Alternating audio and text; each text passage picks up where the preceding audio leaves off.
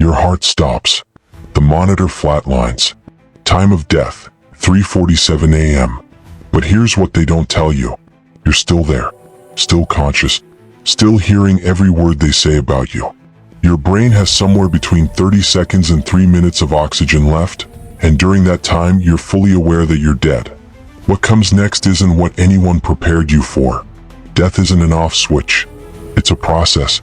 And during that process, things happen to your body and consciousness that medical science is only beginning to understand. Some of it is disturbing. Some defies explanation. All of it is real. These are 5 creepy things that will happen after you die. When your heart stops beating, your brain doesn't die instantly. It keeps firing. Researchers at the University of Southampton studied over 2,000 cardiac arrest cases across 15 hospitals. What they found changes everything we thought we knew about death. 40% of survivors reported awareness during the time they were clinically dead. Many described hearing conversations, seeing events, and experiencing their own resuscitation from outside their body. They recalled specific verified details about what happened while they had no heartbeat, no breathing, and supposedly no consciousness. Dr. Sam Parnia documented cases where patients described entire conversations word for word.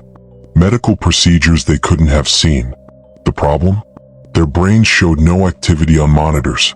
No measurable electrical signals. Yet somehow they were there. Where? Trapped. One patient heard the medical team call his time of death. He heard them discuss his family in the hallway. He watched them cover his body with a sheet. Then, 3 minutes later, when they tried one more round of resuscitation, he felt everything.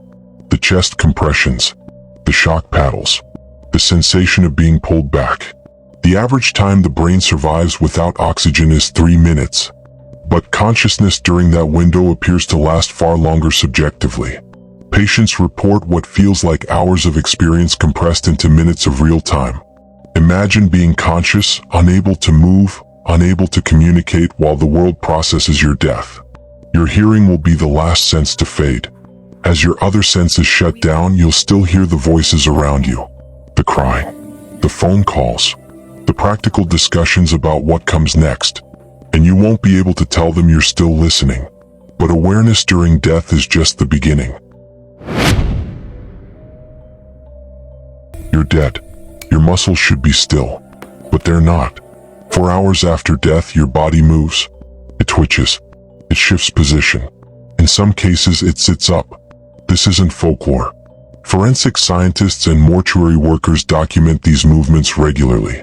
The phenomenon is called Lazarus syndrome in extreme cases, but even normal post-mortem movement is far more active than most people realize. After death, your cells don't die simultaneously. They run out of oxygen at different rates. As they die, they release calcium. That calcium triggers muscle contractions. Your fingers curl. Your legs shift. Your jaw might clench or fall open repeatedly. Mortuary workers report bodies changing position on preparation tables. Arms that were flat are found bent at the elbow. Heads that faced forward turned to the side. One forensic study documented a corpse that moved more than 2 inches across a metal table over 17 hours. But it gets worse. Your body produces gases as bacteria in your intestines continue digesting their final meal, your internal organs.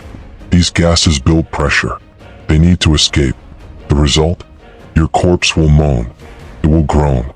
It will exhale forcefully, sometimes hours after death. Morticians have reported hearing what sounds like breathing or speaking coming from body bags and closed caskets. In rare cases, muscle contractions are strong enough to make a body sit upright. The phenomenon terrified battlefield medics throughout history, who reported dead soldiers suddenly sitting up on gurneys. The movement continues for up to 48 hours in some cases. Your corpse is never truly at rest during that window. Something inside it keeps firing, keeps animating, keeps creating the illusion of life in the absence of consciousness. At least, we hope it's in the absence of consciousness. Near-death survivors describe something called a life review. Every moment of your existence plays back in perfect clarity. But here's the part that haunts people who've experienced it. You don't just see what you did. You feel what others felt because of you. Pam Reynolds underwent rare brain surgery in 1991. She was clinically dead for a measured period, her body cooled to 60 degrees, her brain showing no electrical activity. She later described a life review that included experiencing pain she'd caused her sister during an argument when they were teenagers. Not just remembering it, feeling it from her sister's perspective. The humiliation, the betrayal, the specific quality of emotional pain she'd inflicted. Multiple researchers have documented this phenomenon. The life review isn't a simple replay of memories. It's an empathetic reconstruction where you become every person you've ever interacted with. You experience the consequences of your actions from the receiving end. For some people, this is devastating. Imagine feeling every moment of pain you caused, every casual cruelty, every thoughtless word, not as an abstract concept but as a lived experience. One cardiac arrest survivor described reliving a moment when he ignored a homeless person asking for help. In the life review, he became that person. He felt the cold that night, the hunger, the specific shade of hopelessness that comes from being invisible to people who could help but choose not to. The experience is reported as happening outside of linear time. What might have been a 3-minute cardiac arrest feels like hours or days of reliving your entire life from multiple perspectives simultaneously. Not everyone reports a peaceful review. Some describe it as judgment. Not from an external force but from themselves. The cruelest judge is the one who knows exactly what you were thinking and why you made each choice. And according to near-death accounts, that judge is waiting for everyone. In 2013, researchers at the University of Michigan made a discovery that shouldn't be possible. They monitored the brains of rats during cardiac arrest and found something that contradicts everything neuroscience thought it knew. Brain activity didn't decrease at death. It surged. For 30 seconds after the heart stopped, the brain produced electrical patterns more complex and organized than normal waking consciousness. Gamma waves, associated with high-level information processing, increased dramatically. The patterns suggested awareness and cognition at levels higher than the living brain normally achieves. Dr. Jima Borjijan found similar patterns in human cardiac arrest patients. The dying brain doesn't shut down. It lights up. What is it doing during those final moments? What is it processing? Some researchers believe the brain is creating one final, incredibly vivid experience. But the organized nature of the activity suggests something more structured, more purposeful. Others point to cases of terminal lucidity.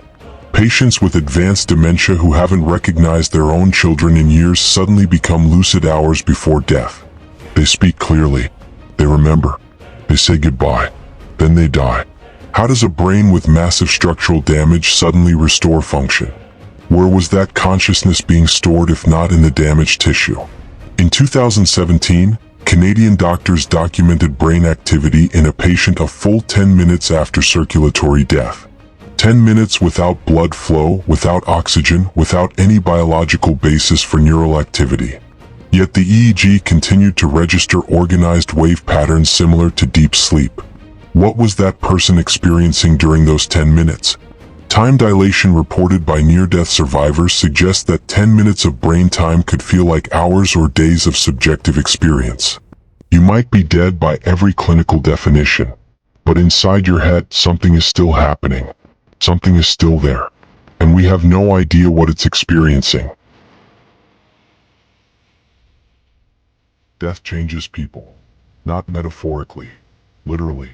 Near-death survivors report personality changes, acquired knowledge they can't explain, and in some cases, abilities they didn't have before. Dr. Bruce Grayson at the University of Virginia has documented thousands of near-death experiences. A percentage of survivors return with measurable changes in brain function. Some develop sudden artistic abilities. Others claim to have precognitive dreams that later come true. One cardiac arrest survivor, a construction worker with no musical training, woke up from his near-death experience able to play the piano. He described seeing musical notation during his experience and understanding it intuitively upon waking.